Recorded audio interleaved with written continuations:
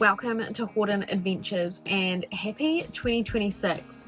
In case you're new here, I'm Heidi and this is my husband Matt and our trail mate Teddy. We live full-time in this 4x4 Jayco all-terrain sprinter van. We are currently travelling our home country of New Zealand. One day we want to drive this rig around the world.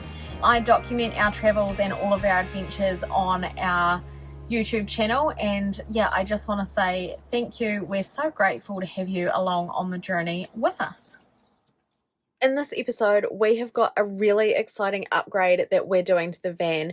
Our gear that we ordered out of Australia has landed. We're unboxing it and we're going to be installing it and seeing whether it is going to make a real difference to the storage ability of this van and our day-to-day living. Slowly over the last 8 months, we have really customized the interior storage of this van to suit us for full-time life on the road. And I will link the video up here where you can catch up on most of our modifications that we've made. So while we feel like we've really got the interior storage dialed in, we felt like we needed some exterior storage solutions for two main reasons. We wanted some extra freshwater capacity. The Jayco build out has just 86 litres and we find that this lasts us 2 to 3 days maximum. The most common way that people add more water capacity to these vans is to actually move the spare wheel from under the van to the back door, leaving the perfect cavity underslung for a second water tank.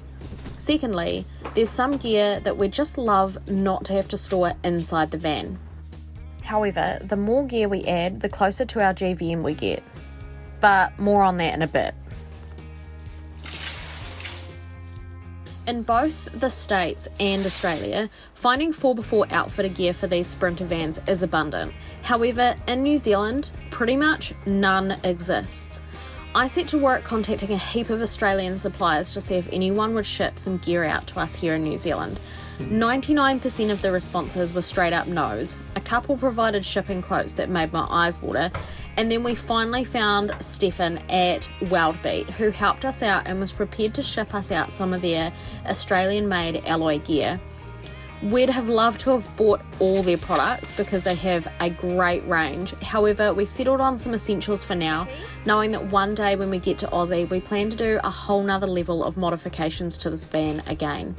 Stefan was excellent to deal with, and I wish I could say the same for the New Zealand customs broker. However, just after Christmas, our beautiful new gear arrived, and we're excited to get this stuff on the van to see just how much this is going to change our day-to-day life.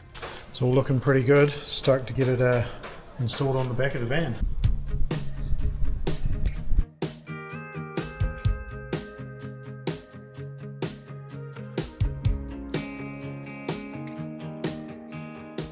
So, we've also taken the lining off this door. Matt actually has the tool that takes all these little wee inserts out. I'll show you what I mean. Yeah, this is obviously the inside of the door card, and all these little wee plastic grommets that go in, the clips that attach it. There is a special tool that you use to get them out without breaking them. So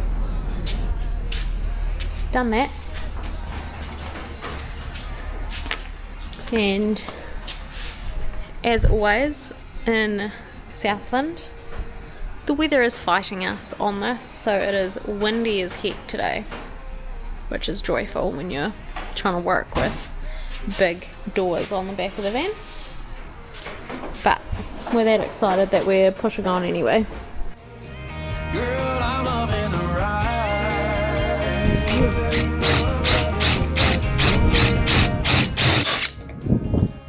How does it feel putting the first hole? I drilled holes in the roof to put the solar panel on. Oh yeah, you have too. But these are only the ones that you'll see. Yeah, how does that feel? It's got plenty of bumps and scrapes on them already. A couple more holes ain't going to make any difference. It's our time, so put your hand in mine. Shotgun ride on my Friday night. Sunset fire burning in our eyes. Let's leave the past in the past. Deal with it another day.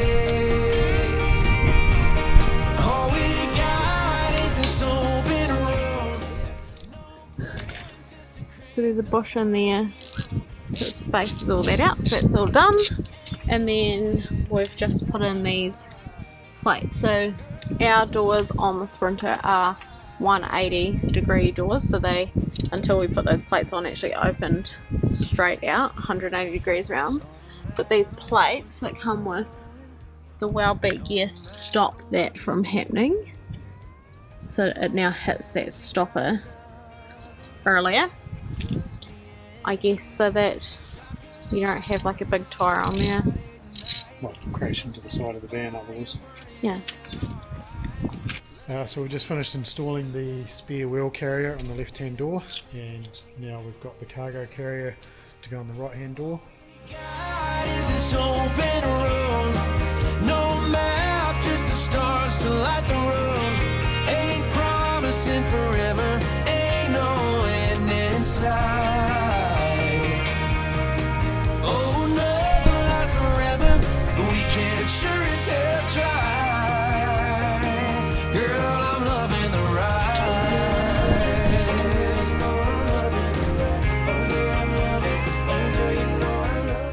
What's next? Just the cargo box. Are you good at playing with my nuts? Excuse me? I said, are you good at playing with my nuts? So if I hold this up to where you want it, Yeah. and then you have to start that.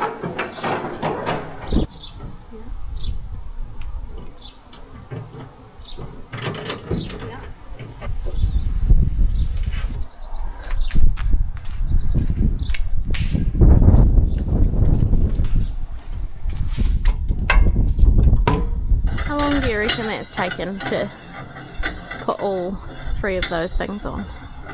Couple hours? 2.5 hours? Yeah. Next tracks to go on here.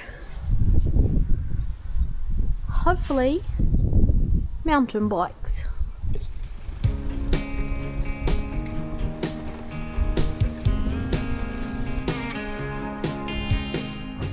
So we purchased 3 products from WeldBeat: this tyre carrier, a cargo carrier rack for the opposite door, and a box for exterior storage.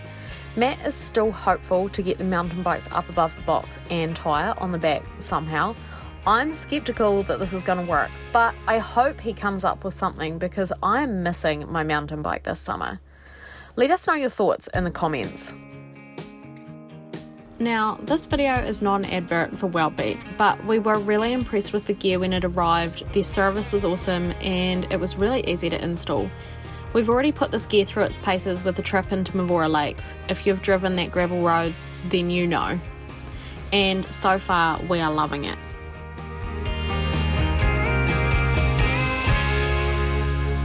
So, has this storage upgrade been a game changer for us? Yeah, definitely. So previously we had all of our water hoses and everything inside the back doors in the tunnel boot. Now all we have to do is come out here, open this cabinet up. Water hoses are right here.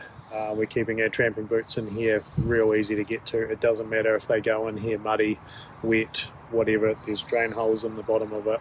We can wash it out with the water blaster. It's just real easy. So now that means that we've got more usable space in our tunnel boot. Previously we had to pull 2 or 3 things out just to get one thing out. Now we can just grab the the camp chair or the big mat out nice and simple, or the barbecue. So yeah, that's made that a lot nicer to deal with in there. Now the other thing is our weight. We have had a couple of people ask questions about this. We have weighed it and we're currently underweight, but we are going to add another water tank which is going to double our water capacity. So with that, and I still really want to put the bikes up here, we're going to be borderline right on our maximum. But yeah, that'll be a job for another day. Thanks heaps for watching, guys. I know most people are here for the adventure, but we do get so many questions about our van, and we try to document our modifications and thoughts as we continue customizing it to make it uniquely ours.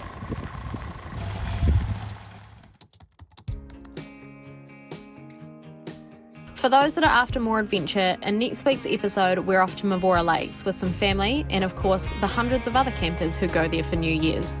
Generally, we try to stay away from the crowds, so you might be wondering why we chose to head in there during peak season. Find out next week whether that was a mistake.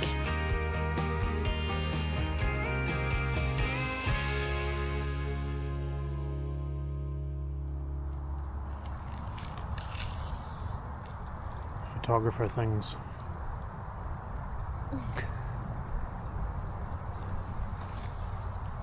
Right in the bush.